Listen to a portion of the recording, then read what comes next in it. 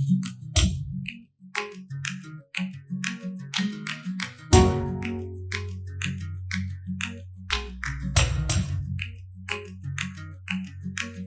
everyone, we're here today in the Toronto office at PWG Services, and I'm here to break down some important questions that a lot of you are asking, especially in regards to Express Entry. The Express Entry was created for the government to assess its candidates according to their education, experience, employment status, and other things to understand who will be the best fit and suitable to live and work in Canada. So today I will be breaking down Express Entry for everyone and creating a step-by-step guide on how to apply for Express Entry when you're looking to live and work in Canada. Under the Express Entry, there are 3 different programs created for different types of candidates. So the first program under Express Entry is Federal Skilled Workers Program. This program is for skilled workers with foreign work experience who want to immigrate to Canada permanently. For you to be eligible for this program, you must score 67 points out of 100 in the following criteria: education, experience, age, language ability, adaptability, and arrange employment in Canada. This is the best program if you have foreign work experience and would like to transfer it to Canada. The next program is Federal Skilled Trades Program. This is a very popular program for people with skilled trade experience in their home country. It's for skilled workers who want to come to Canada and become permanent residents based on being qualified on a skilled trade. A skilled trade can be anything with skilled labor or any expertise you have in a specific field of work, whether it's hospitality, logistics, or construction. To be eligible, you must make sure that you're planning to live outside of the province of Quebec, as Quebec has different immigration laws than the rest of Canada. Your English and French language test should be higher than a CLB 4. You must also have 2 years of minimum experience in your specific skill trade and show that you've worked full-time in the last 5 years. You must also show some sort of proof of your skilled trade experience, whether it be any apprenticeship program or certificates you have collected over the years. And lastly, a valid full-time job offer in Canada will fully set your program and your application apart from the rest. The last program is Canadian Experience Class. Canadian Experience Class is more of a specific type of program for people who already have Canadian experience and will like to become a permanent resident due to their Canadian work experience. We know for a lot of our foreign workers looking to apply to Canada, they have been working in their home country. So for a lot of you, the Canadian Experience Class will not be a viable option to immigrate to Canada. But it's nice to keep note in case you have arrived to Canada under a study or work permit. That way you can build your Canadian Experience Class and push forward for permanent residency at a later date. Now that we understand the different programs under the Express Entry, the first step towards applying for an Express Entry application is understanding your NOC code. NOC is widely used in Canada to classify your occupation.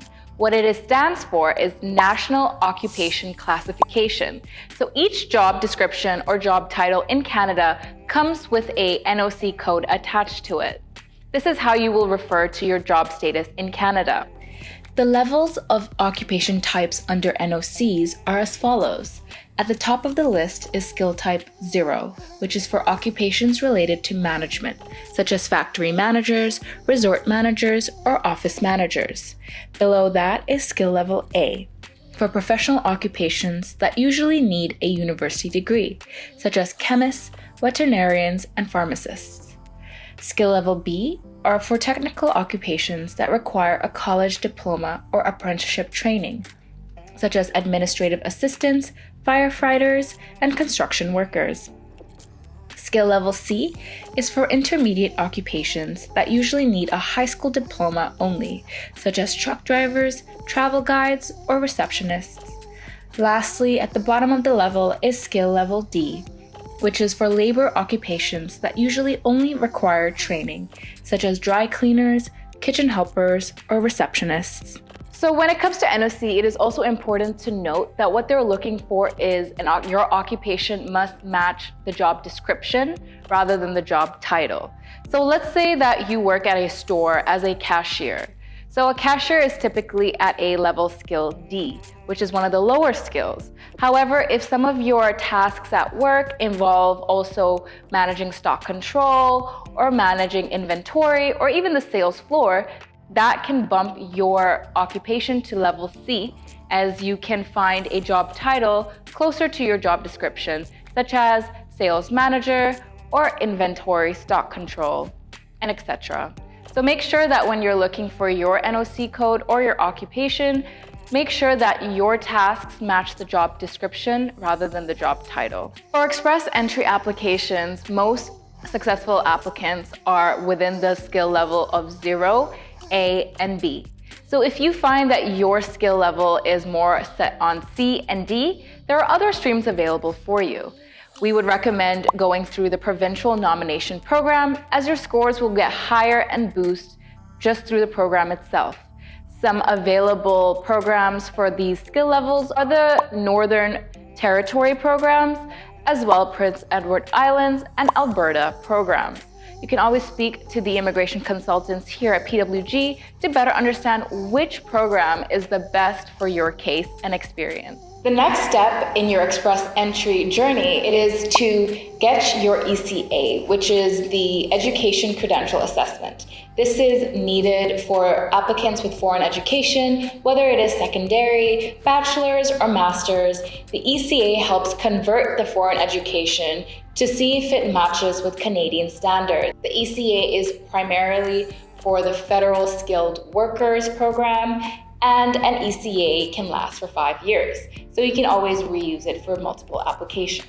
Before immigrating to Canada, you will need to take a language proficiency test. In Canada, the two official languages are French and English. So when you're taking a language test, there are two available. There is the CELPIP and the IELTS. Some people ask which is easier and which is harder, but that's a really difficult question to answer because both of them have different scoring methods. A lot of people prefer taking the CELPIP because it is a little shorter on the writing section. However, either one will be beneficial as long as you study, you practice, and you do all the sample questions online before taking the official test. Both the CELPIP and the IELTS will be scored according to the Canadian language benchmark, which basically is level 1 to 9. So the most you can receive is a 9. And for a lot of applicants, we do suggest to get a CLB language benchmark of more than 4.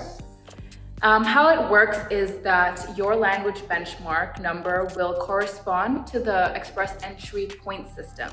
So for example, if you get a language benchmark of 4 in writing and a 5 in speaking, it can even out to a number of 20 points, etc. and etc. So it really depends, but we do try to aim higher because the higher you get on these language scores, the more points you will get on your express entry profile. When it comes to your language tests, candidates who know both English and French, there is an advantage because you can actually merge your French and English scores to get a higher CRS points for your express entry. Also know that when you are taking your language tests, they have had to be valid for the last 2 years. So if you've taken it longer than 2 years ago, you will have to reapply. Please let us know if there are any suggestions or any tips you would like for your IELTS or your CELPIP tests. We have immigration experts available to give you guidance on how to practice and how to really ace those tests. The next step is the most crucial step, and it is calculating your CRS score. So your CRS score is actually called the Comprehensive Ranking System. So when you do apply as an applicant to the express entry, your experiences, your education, everything is tallied up in a point system. So the maximum points you can get under the express entry is 1,200 points. To understand how your CRS points will be calculated, it is important to know that there are 4 different factors that is the basis of your CRS score. The first factor is the core/human capital factor, and this is the most integral part of your application as it includes points for age, education, Canadian work experience, and your language proficiency. The second factor is spouse or common law factors, which is only useful if you're applying for your permanent residency alongside your spouse or common law partner, as they will be using their language proficiency, education, and Canadian work experience to add on points to your application. A lot of people apply with their spouse or family members to really increase their chances of getting higher points. The third factor is skills transferability. In this section, they are looking at different ways that they can add points to your application, whether it be a combination of your education or your language proficiency, or even non-Canadian work experience. So what they do is see how much qualifiable work experience you have in your home country and see if it's transferable to Canadian work experience. The last factor is additional points. This is basically anywhere you can get additional points, such as provincial nomination. We highly suggest applying for provincial nomination as well if you feel like your CRS points are not very high. A provincial nomination can award you 600 additional points, which is a huge bonus when trying to stand out in the express entry pool. With the CRS point system, you have to be very smart and analytical in how you apply. Those who have spouses and other dependents who are living here can actually add more points to your application and possibly push forward your invitation to apply. What happens is once you submit your profile with your CRS points, they are ranked, and those with the highest CRS points are later invited to apply for permanent residency.